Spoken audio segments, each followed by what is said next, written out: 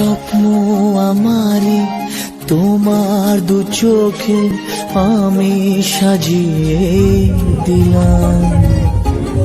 মনে মনে আমি আমার আমিকে হ্যালো এভরিওয়ান, আমি সুস্মিতা। আমার নতুন একটা ভিডিওতে সবাইকে অনেকখানি ভালোবাসা আর অনেক আশা নিয়ে আবার একটা নতুন ভিডিও শুরু করলাম। আশা করি তোমাদের খুব ভালো লাগবে। আর আজকে হলো মেয়ের বিয়ে। আগের পর্বতে তোমরা দেখেছো গায়ে হলুদ, বাট একসাথে পুরোটা দিইনি, কারণ তোমরা দেখতেই বোর হয়ে যাবে, অনেক বড় ভিডিওটা হয়ে যেত। যাই হোক, দেখো গায়ে হলুদের পরপরই চলে এসেছিলো সাজাতে, যেহেতু 8টার মধ্যে লগ্ন ছিল আর 11টার মধ্যে বিয়ে কমপ্লিট করতে হবে, তার জন্য একটু ব্যস্তই ছিল। আর আমিও ভীষণ ব্যস্ত, আজকে পুরো তোমাদের ভালোভাবে ভিডিও দিতে পারবো না, তবে হ্যাঁ চেষ্টা করেছি। আর এই ফোনটা আমার অনেক কষ্ট করে কিনা, মানে এটা বলতে পারো আমি নিজের টাকায় কিনেছি, তাই কারো কাছে ফোন দিয়ে আমি ভরসা ঠিক পাচ্ছিলাম না বিয়েবাড়িতে কোথা থেকে কোথায় হারিয়ে যাবে।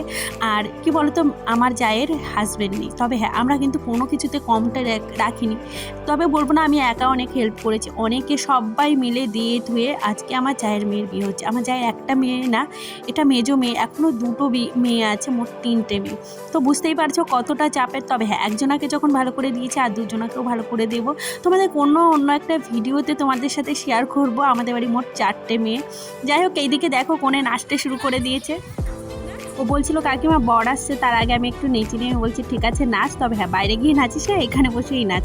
ধরো তোমাদের একটু শোনাচ্ছি কাকি গান চলছিল। হ্যাঁ তবে হ্যাঁ আমি যখন এই সাউন্ডটা দিতে গেলাম কোনো গানই এখানে শোনা যাচ্ছে না, তাই ভাবলাম চলো এমনি নাচটাই দেখাই। যাই হোক, ওর তো খুশি আর সীমা নেই। আর এই যে আমার মেয়ে আজকে দেখেছো কত সেজেছে। ও আমাকে বলছে মা তুমি কেন মেকআপ করছো, আমি করব। এ দেখো আমি পাশে এসেছি, আমাকে ক্যামেরাম্যান সরে যেতে বললো। হ্যাঁ আজকে আমাকে ভিডিওতে বেশিরভাগ কোথাও দেখতে পারবে না, কারণ আমি কাউকে ধরে আমি নিজের ভিডিও করব সেটাই করতেই ভুলে গেছিলাম, এতটাই ব্যস্ত ছিলাম। খুব আফসোস হচ্ছিলো, সবাই যেন বলছিল আমাকে বেশ ভালো লাগছিলো, বাট কেউ যদি বলে না প্রশংসা করে তারপরে যদি নিজেকে না দেখায় ভীষণ খারাপ লাগে। আর এই দেখো এই কোণে দাঁড়িয়েছে, আর আমার মেয়ে আজকে ভীষণ সেজেছে, ওর জন্য আজকে ছাড় ছিল যেহেতু দিদির বিয়ে। আর এদিকে আমরা সবাই মিলে দাঁড়িয়েছিলাম বরণ করব বলে, মানে জামাই চলে এসছে। আর এইদিকে আমি এগিয়ে যাচ্ছিলাম আর কি, আমাকে ডাকছিল বরণ করার জন্য। আর আমার যা এই যে প্রথম বরণ করছিল।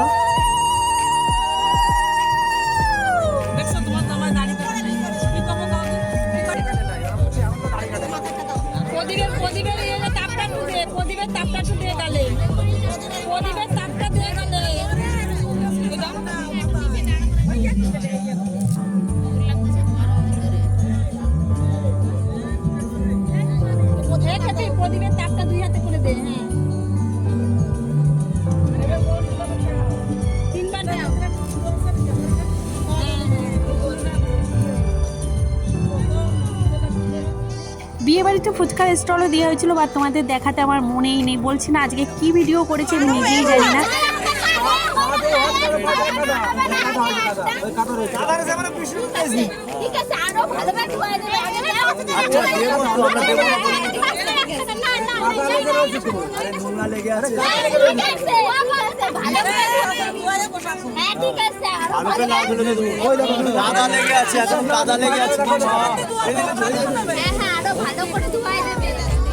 আর এই দেখো বরযাত্রীদের সব টিফিন দেওয়া হচ্ছে। আর জানো তো বরের কাছ থেকে 1000 টাকা আদায় করেছে, 5000 টাকা চেয়েছিল।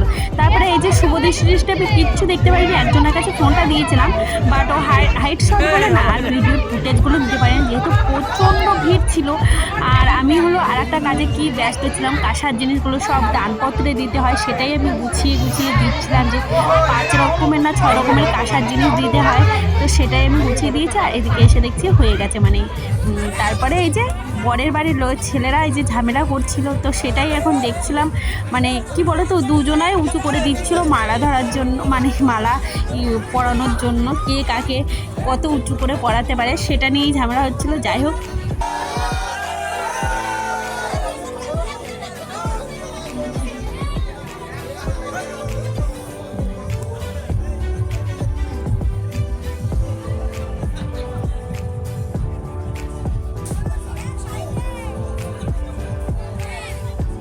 এই যে সবাই মিলে বিয়েই বসানো হচ্ছিল, আর ওর কাকাই আজকে কন্যাদান করছিল, আর আমি পাশে ছিলাম। প্রথমে বোনরা ছিল।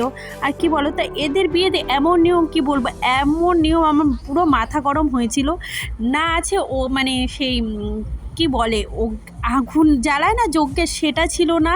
না মানে 7 পাক ঘোরা ছিল, মানে 20 মিনিটের মধ্যে জাস্ট বিয়ে শেষ। আমি না ঘরে ওদের গিট বানবে বলে একটা গামছা দিয়েছিল, সেটা আনতে গিয়েছি, এসে দেখছি সিঁদুরদান হয়ে গেছে। মানে এত খারাপ লাগছিল, বিয়েটাই আমি দেখতে পারলাম না। মানে বসিয়েছে আর 20 মিনিটের মধ্যে এরকম বিয়ে আমি ফার্স্ট টাইম দেখছি যে এরকম কোনো বিয়ে আর কি হয়। যাই হোক, দেখো তোমরা বিয়েটা বুঝতেই পারবে।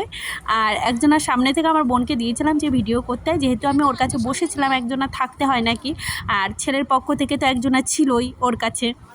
নমো শ্রী শ্রী রামচন্দ্রের গ্রন্থি নমো পতি ভূয়বতী ভব এদপ্ত পরিশুতাম নমো গুরু পুষ্যা। আর তোমাদের সবাইকে বলে দিই, ওদের কিন্তু লাভ ম্যারেজ বিয়ে নয়, বাট ওরা 1 মাসের মধ্যে বিয়ে, মানে দেখাশোনা হয়ে বিয়ে ঠিক হয়েছে, কেউ বলবে না। আর শাড়িটা কেমন হয়েছে প্লিজ কমেন্ট করো, এটা কিন্তু আমি চয়েস করেছি, আমি দিয়েছি। আর সত্যি কেউ যদি কমেন্ট করে বলো না শাড়িটা ভালো হয়েছে, তাহলে কিন্তু আমার ভীষণ ভালো লাগবে। আর যারা দেখছো প্লিজ পুরো ভিডিওটা দেখো।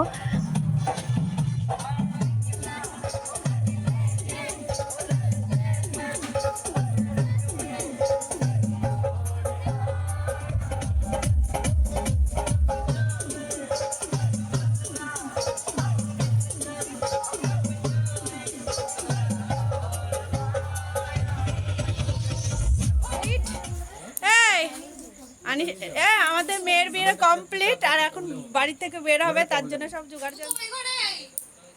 সারা রাত না ঘুমিয়ে দেখো বসে আছে, ওইসব কিছু করতে হবে না।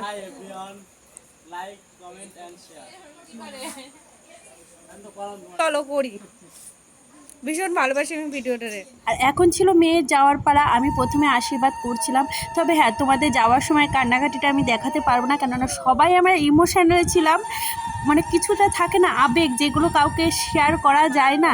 তো কাউকে আমি এমন কাউকে খুঁজে পাইনি যে দেখ আমরা কান্না করছি, এই ভিডিওগুলো দে। তো আমার মনে হয় এগুলো কিছু ব্যক্তিগতই থাকা দরকার। আমি আমার জায়ের মেয়ে, তো সবাই কান্নায় ভেঙে পড়েছিলাম।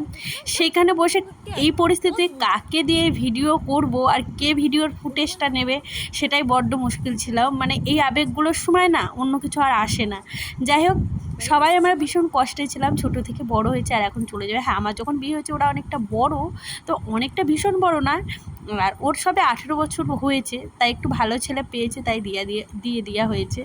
এই 1-2 মাস হয়েছে, 18 বছর হয়েছে। যাই হোক, এখনও হলো বিদায়ের পাড়ায়, ওর প্রচণ্ড বমি করছিল। তো আজকের ভিডিওটা আমি এখানেই শেষ করলাম। যদি ভালো লেগে থাকে প্লিজ সবাই একটু পাশে থেকে সাপোর্ট করো। তো এরপরে আবার একটা নতুন ভিডিও নিয়ে তোমাদের সামনে হাজির হবো। আজকের মতো টাটা, দেখা হচ্ছে নেক্সট ভিডিওতে।